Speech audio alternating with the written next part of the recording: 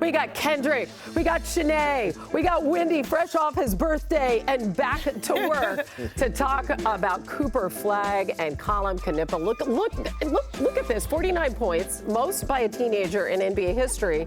And then we have Kon Knueppel, his college roommate, who kind of got the last laugh in this one. But look, 3-pointers against the Mavericks. That is a Hornets single season rookie record. So let's get to it. How crazy is that, right? Those two teammates from last year just absolutely. They were roommates. I know. Tearing it up. That make the best matchups. Yeah, they do. There they are at Duke, and here they are as pros. Yeah, meet for the first time in their career. Knueppel started off, he was just lights out. I mean, this is how he's been the entire start of the NBA season. I mean, he's putting up similar numbers to Steph his rookie year. That is the greatness that he is chasing. I know it's early, but man, that guy's got a flamethrower. And then, of course, we saw Cooper Flagg second quarter. Oh, yeah, we saw him. And they saw him as well. 49 points, but look at the snatching the screws out the rim, getting him a poster early. Of course, these guys are familiar with each other. Yeah, absolutely. He knows that he can take them to his old buddy to the hole, and that's exactly There you go. He knows the scouting report. There was a lot of one-on-ones at practice. Yeah, Get out of my way. It just makes you think of all those practices at Cameron Indoor, right? Look at that youngest player in this era to have a 20-point quarter. All right, now, it's a really tight game, too, down the stretch. Here's a contested three. Cooper Flagg, the ability that he has using his basketball IQ to control a game is unparalleled. Look at this, walkie back, makes the right read. Oh, turnover. By the way, Sion James, another Dookie with that great save. By the way, of course, you would know that because we picked that up and we made that part of our highlight. So there it is, right there. There we go. Oh, sorry, jumped the gun, Hannah. I'm sorry. As you often do, Windy. I love it. Was that a foul, Perk? No. That didn't look like a foul to me. No. Man, Flagg, again, he had 49 in this one. Knueppel had 34. And the Hornets get the win. Last chance. Yeah. There you go. All right, here was Cooper after the game talking about his former teammate. That's sweet. Look at that scene right there. That's nice. You know, I think it's pretty well known that was my roommate last year, and you know, just to have a night like this with him, and you know, I know how special he is, and you know how hard he works. So it's just funny, you know. I think 10+ years down the road, you know, I think we'll both be looking back on this, you know, as a pretty special thing. You know, I know we'll both be in this league for a long time, so it's pretty special. You know, that's my brother for life, and you know, I got really high praise for him and what he can do. Just seeing that he's in control of the game, you know, gets the switch, and he's never going too fast, comes off the pick and roll. You know, it's hard for me to guard him because he's a lot bigger than me, and he's put me in jail. So just, you know, he was playing at his pace tonight. Yeah, just a heck of a game.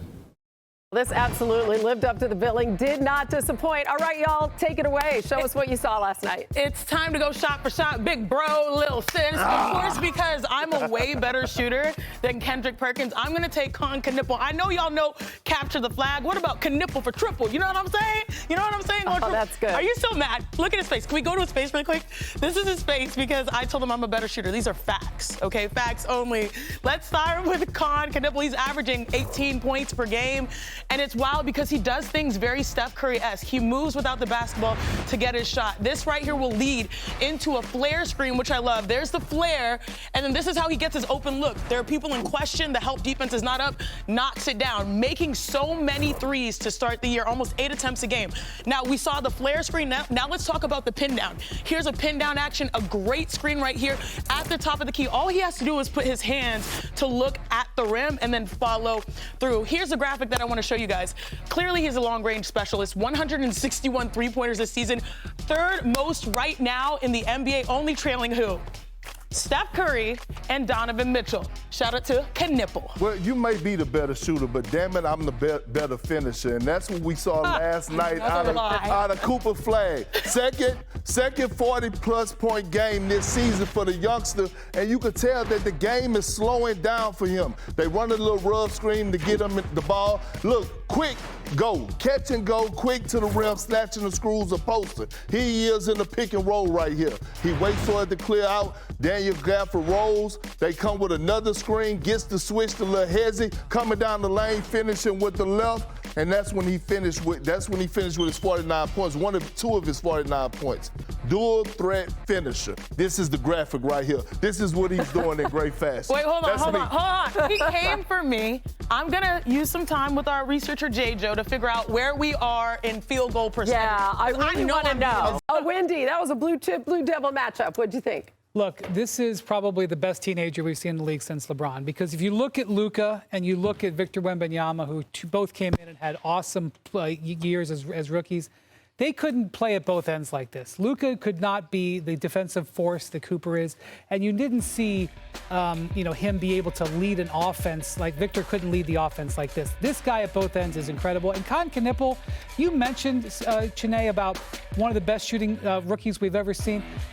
We've actually never seen a rookie shoot threes like this. I know that we're in an era where there's more threes happening, but he is as good percentage-wise as Steph was as a rookie, and he's making twice as many threes per game. Can you repeat that first statement that you said about Cooper Flagg? I think he's the best teenager we've seen since LeBron. Wow, Hannah, that's pretty amazing. And without help, too. Can I guide you to the left? Yes. Oh, please. I'm not, you know what? You know what? Okay. I said 2 or 3 weeks ago. Oh. Cooper Flagg is the white version of LeBron James.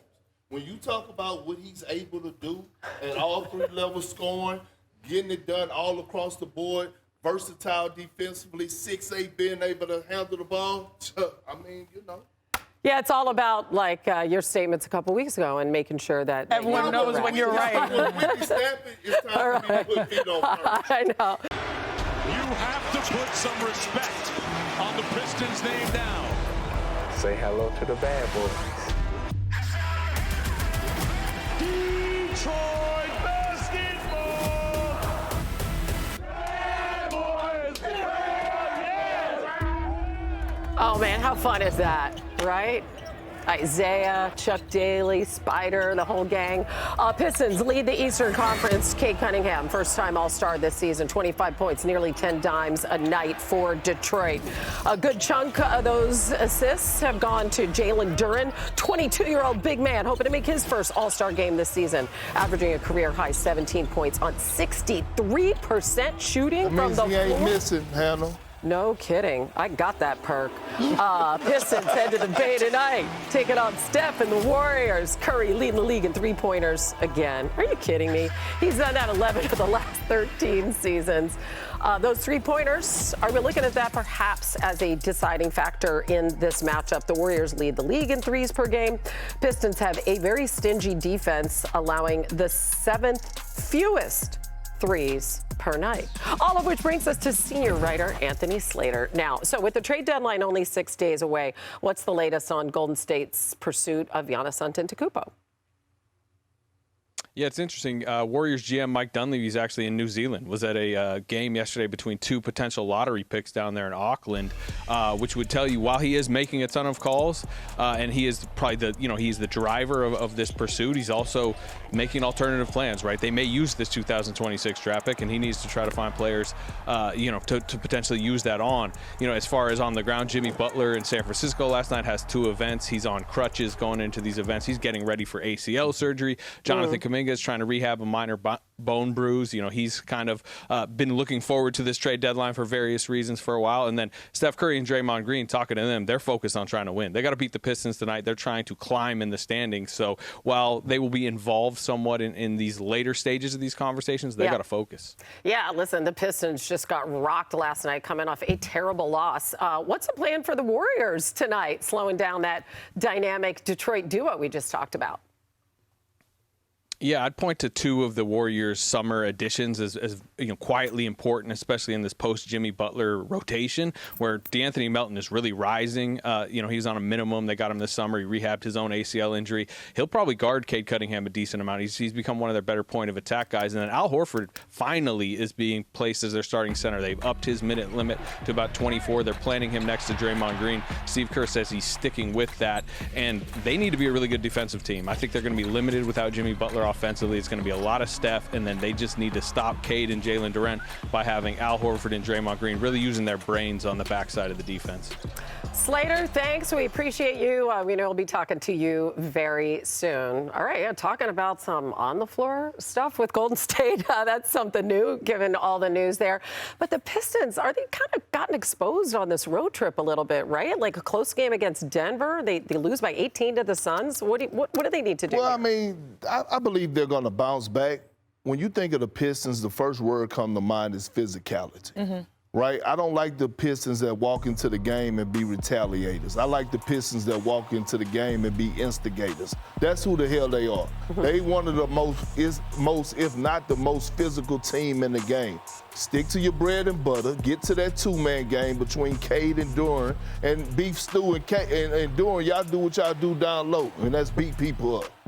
Yeah, I love it because they're getting back to their championship DNA, right, with this franchise, which is really, really cool. They want some action. Yeah, and Cade Cunningham, I mentioned he's an all-star, so we got the all-star reserves coming up this weekend. So I really want to know from you guys, who's one all-star reserve that you really want to see, Wendy? Well, I'll give you a guy who, if he made the team, he would play full speed when in LA in a couple weeks, and that is Norm Powell from the Miami. He wanted to make it so bad last year from the Clippers. He got traded. He's having even a better year this year for the Heat. And look, I know the Heat are in the play-in right now. They've had a lot of stuff go on with this roster.